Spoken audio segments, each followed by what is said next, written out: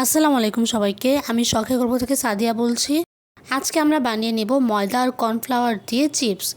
এই চিপসটি বানানোর জন্য আমরা প্রথমে নিয়ে নিলাম পরিমাণ মতো পানি, তারপর দিয়ে দিব 2 চামচ ময়দা, তারপর দিয়ে দিব হাফ চা চামচ কর্নফ্লাওয়ার, তারপর দিয়ে দিব পরিমাণ মতো লবণ। এখন আমরা এটাকে ভালো করে সিদ্ধ করে নিব।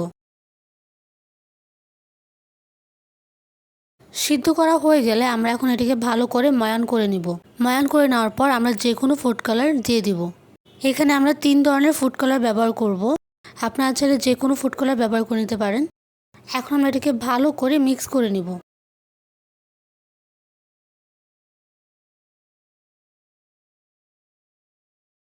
মিক্স করা হয়ে গেলে এখন আমরা এটিকে রুটির মতো বানিয়ে নিব।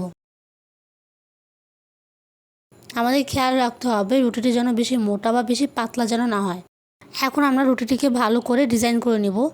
আপনারা চাইলে যে কোনো জিনিস দিয়ে ডিজাইন করে নিতে পারেন।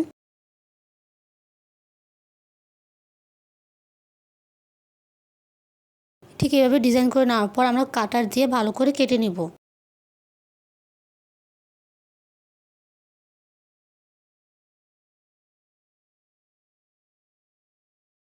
বানানো হয়ে গেল আমাদের চিপস।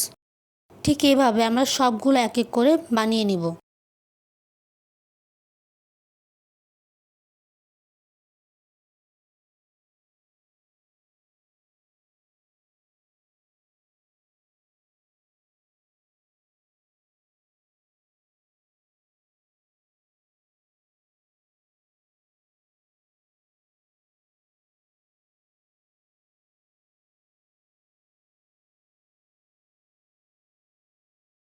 ঠিক এইভাবে আমরা প্রত্যেকটি ডিজাইন করে চিপস আকারে বানিয়ে নিব।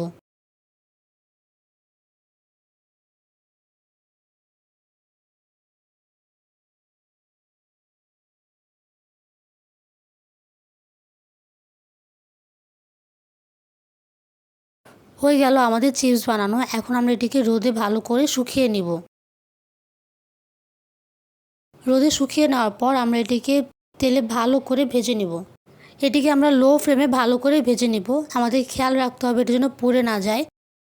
এপিট ওপিট আমরা ভালো করে ভেজে নিব।